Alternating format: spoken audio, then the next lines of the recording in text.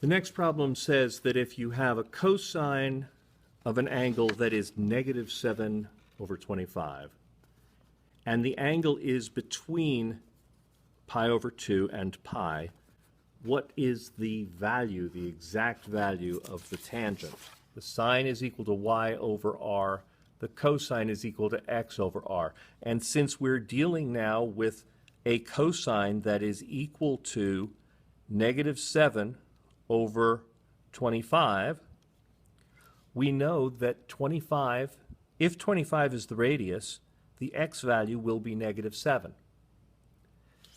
Now, we've already been told that the angle is in this quadrant, and the angle is between pi over 2 and pi in this quadrant, because this angle coming around like this is pi over 2, and if I keep going, that's pi. So the angle we're talking about has to be in this zone right here. So this right here is a radius of 25, and this in this direction is an x-coordinate of negative 7, and because this is 7, 24, 25 is a Pythagorean triple, I was able to fill that in right away. It's always useful. There's no way to memorize all of the Pythagorean triples, but whenever you stumble on one, it's a good idea to remember it to save yourself some trouble. If, however, you squared 7 and squared 25, you would find that this is the square of the other side of the triangle. This side here would be the square root of 576, and that's 24. So now that we know that, and we know that the y-coordinate is 24, we know all of this. We know that the cosine is negative 7 over 25. We also know that the sine is the y-coordinate over the radius. So the sine is going to be 24 over 25. And if I multiply the top and bottom of this fraction by 25, I'll wind up with 24 over negative 7.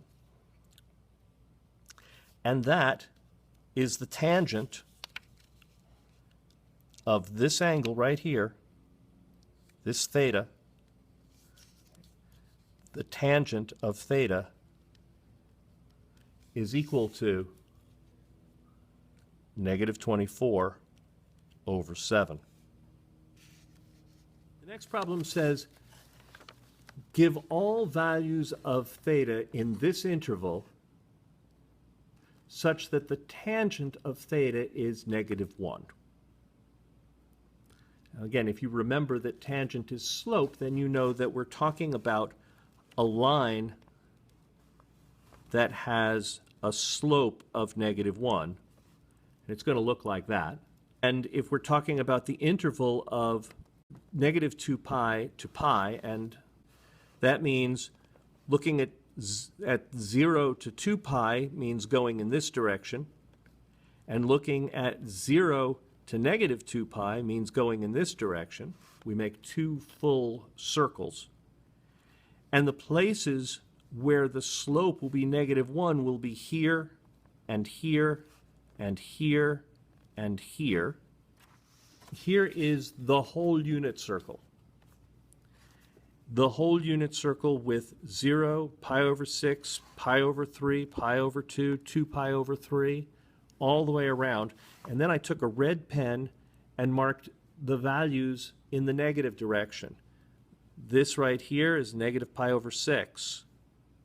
This is negative pi over 3, negative pi over 2, all the way around. So we have them all marked. And then I put in all of the coordinates of the points as if this were a unit circle. So here it's 0, 1. I'm sorry, here it's 1, 0. Okay. Here it's 0, 1. And we know, because it's a unit circle and we just went through this, that this is the cosine, this is the sine. This is the cosine, this is the sine. And tangent is sine over cosine. So that means if I want this to be -1, these two values, x and y, have to have the same absolute value, but one of them needs to be negative and one of them needs to be positive. The line we're talking about that has a slope of -1, or a tangent of -1, is this one right here.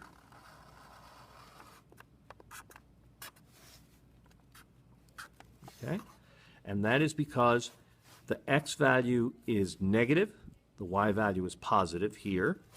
Here, the x value is positive, and the y value is negative.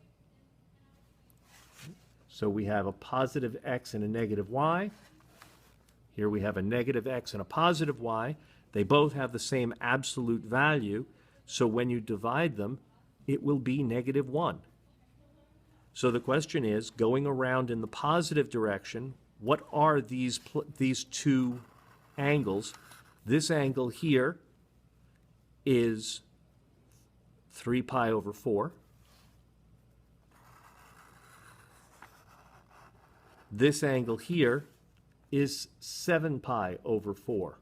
Going in the other direction, this angle here is negative pi over 4.